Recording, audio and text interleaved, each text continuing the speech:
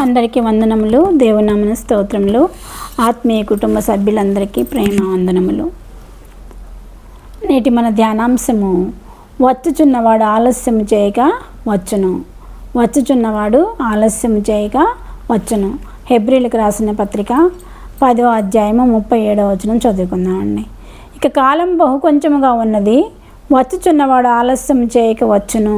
ఇక కాలము బహు కొంచెముగా ఉన్నది, వచ్చుచున్నవాడు ఆలస్యం చేయక వచ్చును. ఎవరు వచ్చుచున్నవాడు? యేసయ్య అండి.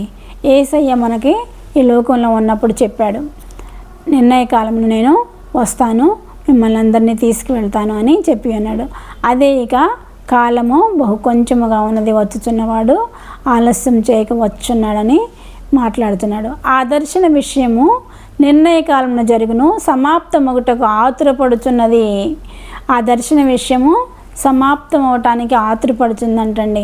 ఏ దర్శన విషయము? యేసయ్య వచ్చుట.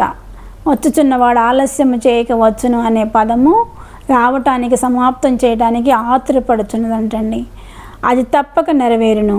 అది ఆలస్యంగా వచ్చును, దాని కొరకు కనిపెట్టుకును. అది తప్పక నెరవేరిన. యేసయ్య మాటల్లో సున్నా ఎన్నో పొల్ల ఎన్నో కొట్టివేయబడదు కనుక అది తప్పక నెరవేరిన. ఆయన తిరిగి రాబోతున్నాడు, ఆలస్యం చేయక వచ్చున్నాడు. ఆయన కొరకు కనిపెట్టుకుని ఉండుము అని చెప్తున్నాడు. అది తప్పక జరుగును, తప్పకుండా జరుగుతుంది. నోవహు జలప్రళయకాల సమయంలో కూడా నోవహు జలప్రళయం వస్తుంది, ఓడలోకి రండి అంటే ఒక్కళ్ళు కూడా వినలేదు. ఎన్నో సంవత్సరాలు ఆయన చెప్పాడు. అలాగే యేసు ప్రభు రాకడ కూడా ఎలాగూ మనకి వస్తుంది అని ఆలస్యం చేయవాడు, వచ్చేవాడు ఆలస్యం చేయకుండా వచ్చుచున్నాడు అని చెప్పుచున్నదండి. కాబట్టి మనము బుద్ధి కలిగిన కన్యకల్లాగా, బుద్ధి కలిగిన కన్యకలు ఏం చేశారు? వాళ్ళ సిద్ధుల్లో నూనె నిండా పెట్టుకొని ప్రభు అయిన యేసు రాకడ కొరకు ఎదురు చూచారు.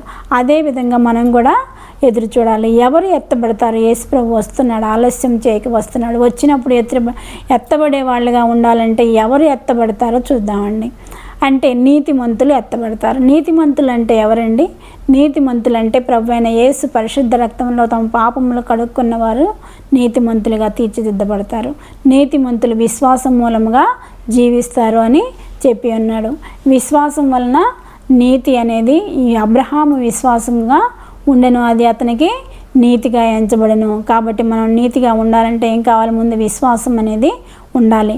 నీతిమంతుడు విశ్వాసం మూలంగా బ్రతుకును, ఎందుకన్నా నీతిమంతుడు విశ్వాసం మూలంగా జీవించునని వ్రాయబడి ఉన్నది. ఆ ప్రకారం మనం విశ్వాసం మూలముగా అంతకంతకు విశ్వాసం కలిగినట్లు దేవుని నీతి యందు బయలుపరచబడుచున్నాము. దేవుని నీతి యందు మనము బయలుపరచబడుచున్నాము. కాబట్టి నీతి అనేది ఒక విశ్వాసం ద్వారా మనిషికి లభిస్తుంది. మనం విశ్వాసం ద్వారా నీతిమంతుడు జీవిస్తాడు. ధర్మశాస్త్రం వలన నీతి అనేది రాదు అని మనకు ముందుగానే స్పష్టంగా తెలియజేయబడింది బైబిల్ గ్రంథంలో. కాబట్టి ధర్మశాస్త్రం వలన నీతి అనేది రాదు. కానీ నీతి అనేది ఎలా వస్తుందంటే, దేవుని ఎదుట నీతిమంతుడిగా తీర్చబడాలి అంటే ఏం చేయాలి? విశ్వాసం మూలముగా జీవించాలి. విశ్వాసం మనకి ఉండాలి. కాబట్టి నమ్మువారు ఆయన కృపచేతన యేసుక్రీస్తునందుల విమోచనము ద్వారా ఉచితముగా నీతిమంతులుగా తీర్చబడుచున్నారు. మనం ఉచితంగా నీతిమంతులుగా తీర్చబడుచున్నాం. యేసుక్రీస్తు యొక్క ఉచితమైన కృప వలన మనకి నీతిమంతులుగా తీర్చిదిద్దబడింది. ఆయన ఉచితమైన కృప వలన సిలువకు అప్పగించబడ్డాడు. సిలువకు అప్పగించబడి సిలువలో మరణించి 3వ దినం లేపబట్ట వలన మనం నీతిమంతులుగా ఎంచబడుచున్నామండి. ఆయన రక్తంలో, పరిశుద్ధ రక్తంలో కడుక్కున్న మన పాపాలను కడుక్కున్న ప్రతి ఒక్కరూ నీతిమంతులుగా తీర్చిదిద్దబడతారు. అప్పగింపబడి మనము నీతిమంతులుగా తీర్చిదిద్దబడటకై లేపబడిను. ఆయన 3వ దినమున ఎందుకు లేపబడ్డాడు? మనము నీతిమంతులుగా తీర్చిదిద్దబడటానికి ఆయన 3వ దినమున లేపబడి ఉన్నారు. కాబట్టి విశ్వాసం మనము నీతిమంతులుగా తీర్చబడి మన ప్రభు అయిన యేసుక్రీస్తు ద్వారా దేవుని యందు సమాధానము కలిగి ఉండవలెను. ఎవరైతే నీతిమంతులుగా ఉండాలనుకుంటున్నారో వారు ప్రభు అయిన యేసు రక్తంలో తమ పాపములను కడుక్కొనవలనండి. ప్రభు అయిన యేసు రక్తంలో పాపము కడుక్కొనవలనని ప్రభు అయిన యేసు మన కోసము సిలువలో మరణించి తిరిగి 3వ దినమున లేచాడు. ఎందుకు తిరిగి 3వ దినమున లేచారంటే మనము నీతిమంతులుగా తీర్చిదిద్దబడడానికి. మనం ఆయన 3వ దినమున తిరిగి లేవకపోతే మనం నీతిమంతులుగా తీర్చిదిద్దబడలేమండి. కాబట్టి మనం విశ్వాసం ద్వారా జీవిస్తూ తన ప్రభు అయిన యేసుక్రీస్తుకి సమాధానం కలిగి ఉండాలని కోరుకుంటున్నానండి. చిన్న పాట పాడుకుందండి. పాపులనందరినీ తన దాపున చేర్చుటకై, పాపులనందరినీ తన దాపున చేర్చుటకై, ప్రాణము దానముగా తన ప్రాణమునిచ్చెనుగా,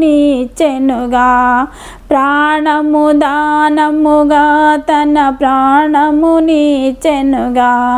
మరణపు ముళ్ళును విరిచి విజయమునిచ్చెనుగా, మరణపు ముళ్ళును విరిచి విజయమునిచ్చెనుగా. ఇది ఏ సమయంబు రాండి యేసుని చేరండి, ఇది ఏ సమయంబు రాండి యేసుని చేరండి, ఇక సమయము లేదండి రాండి రక్షణ పొందండి, ఇక సమయము లేదండి రాండి రక్షణ పొందండి, ఇది ఏ సమయంబు రాండి యేసుని చేరండి, ఇది ఏ సమయంబు రాండి యేసుని చేరండి. వచ్చుచున్నవాడు ఆలస్యం చేయగా వచ్చుచున్నాడు, ఇక సమయం లేదండి. ఇదే ఆ రక్షణ దినం అండి, నేడే రక్షణ దినము. కాబట్టి మనం అందరం కూడా ప్రభు అయిన యేసు రక్షణలో పొంది యేసుక్రీస్తు రాకడకు ఎత్తబడి బిడ్డలుగా ఉండాలని కోరుకుంటూ ఈ చిన్న వాక్యాన్ని ముగిస్తున్నానండి. చిన్న ప్రార్థన చేసుకుందామండి. సర్వశక్తియు మిక్కిలి కృపగలిగిన ఘనమైన యేసురాజా, మీ పాదములకు స్తుతులు స్తోత్రములు తండ్రి. అద్భుతకరుడా, ఆశ్చర్యకరుడా, మీ పాదములకు స్తోత్రములు నాయన. మీరు వినిపించిన వాక్యముకై వందనములు, స్తుతులు స్తోత్రములు తండ్రి. మీరు వినిపించిన వాక్యం మా హృదయంలో నీరు కట్టి ఫలింపచేయండి ప్రభా. మీరు అక్కడికి మమ్మల్ని ఎత్తబడి బిడ్డలుగా ఆయత్తపరచండి ప్రభా. ఆయా బుద్ధి కలిగిన కన్నికల వల్లే ప్రభా సిద్ధుల్లో నూనె నింపుకొని ప్రభా నీ రాకడకు నాయన ఎదురు చూచే బిడ్డలుగా మమ్మల్ని ఆయత్తపరచండి ప్రభా.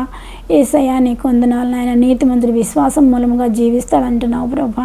మేము మీ అందు విశ్వాసంతో నిరీక్షణతో నువ్వు వస్తావని నిరీక్షణ విశ్వాసంతో ఉండడానికి మాకు మీ యొక్క ప్రేమ దయచేయండి ప్రభా. మీ ఉచితమైన కృప వలన ప్రభా మమ్మల్ని అందరినీ కాచి కాపాడండి ప్రభా. ఆయన యూట్యూబ్లో ఉన్న ఆత్మీయ కుటుంబ సభ్యులందరినీ ఆశీర్వదించి దీవించండి. ఇప్పుడు తలలోంచి వాక్యం వింటున్న ప్రతి ఒక్క బిడ్డని ఆశీర్వదించి దీవించమని మా ప్రభును ప్రియకుమారుడైన యేసుక్రీస్తు నామమున అడుగుచున్నాను తండ్రి. ఆమేన్.